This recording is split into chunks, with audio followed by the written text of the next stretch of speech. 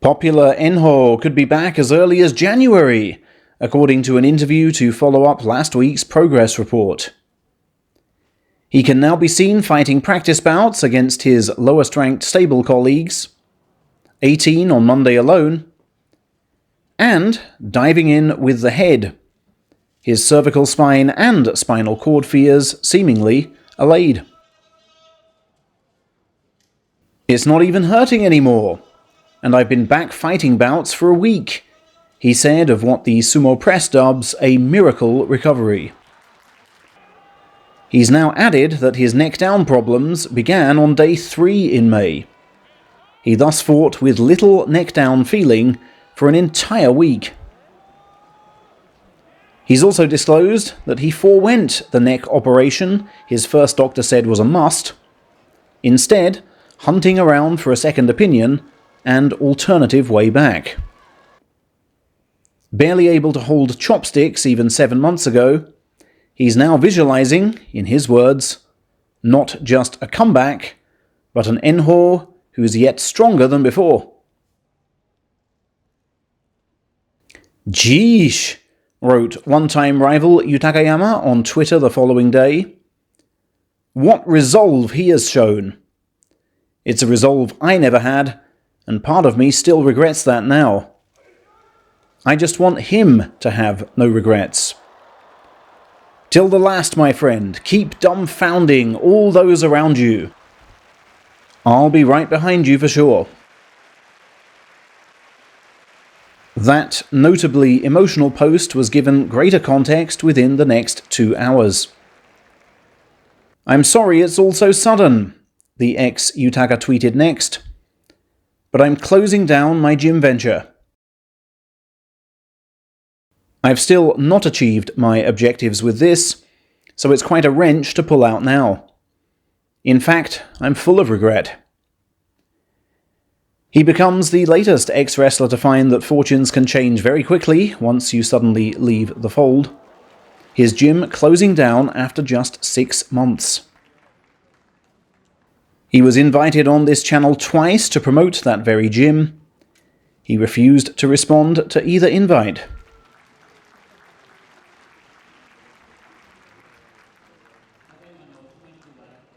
Also on Twitter, the ex-Kotokantetsu, who stormed out of Sumo 3 years ago citing COVID's threat to his weak immune system, has been updating us on his court case proceedings. He continues to seek damages from Sarugatake stable and Sumo chiefs over how his case was handled back in 2021. On the 5th court date last week, the stable tried to claim that COVID had nothing to do with my departure and that I wanted to quit Sumo anyway, he wrote. As alleged proof, they submitted recordings of consultations my mother and I had with Coach Sarugatake. I'm currently preparing my legal response to those, and am clearing all of these ex-posts with my lawyer. He then followed that up yesterday with, "Yet another development in this case which makes me go no flippin' way. I've just read, in papers submitted by the other party, that there does exist, in Sumo regulations, a rule which allows you to take time off even without a sick note. You'd be treated as if you'd returned to your hometown on leave. I want active wrestlers to be aware of this.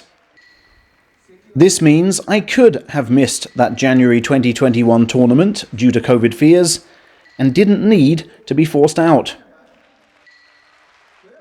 And his latest post today read, "It's not all about winning or losing this case.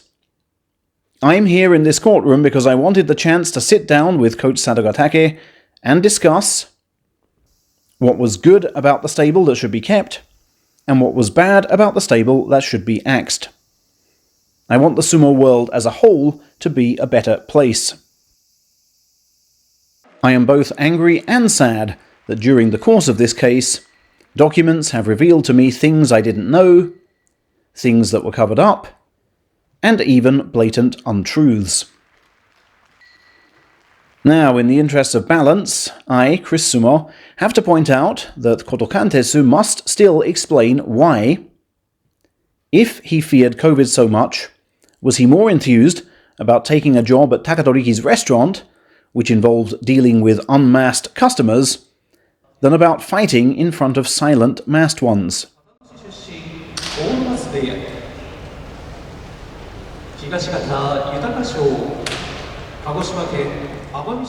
Furthermore, why did his Twitter of last year contain photos of his watching sumo in the same arena he claimed he was too scared to visit? How did surrounding himself with fans in a full house arena somehow make him more comfortable than fighting at a safe distance away from fans in a less than half-full arena? The case continues.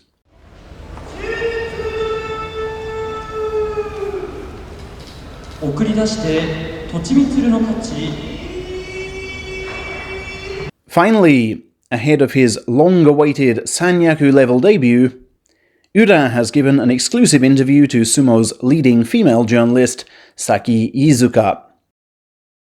He claims the key to his miracle turnaround after 5 straight defeats in November was his 7th-day win over then unbeaten Kotokantetsu.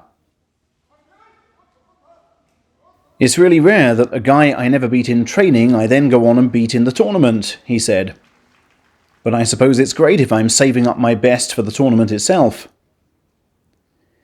He also revealed a great subplot to his 14th-day win over Gonoyama. "We used to go to the same sumo dojo when he was just a tubby little kid," he recalled. "We also went to watch sumo together. But just because he's much younger than me, it doesn't mean I'm thinking, I so can't lose to him. He's been through Saitama Sakai and Chuo University, 2 sumo powerhouses. He's also got raw ability, and he trains like crazy. Boy, do I respect him as a wrestler. I think I did really well to beat him.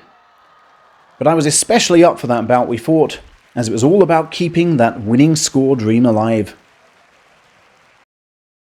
Despite his recent heroics though, he's played down expectations again, saying, "Please don't expect me to keep going like I did in November. I honestly can't see how I can replicate that again, let alone enjoy some of the same luck."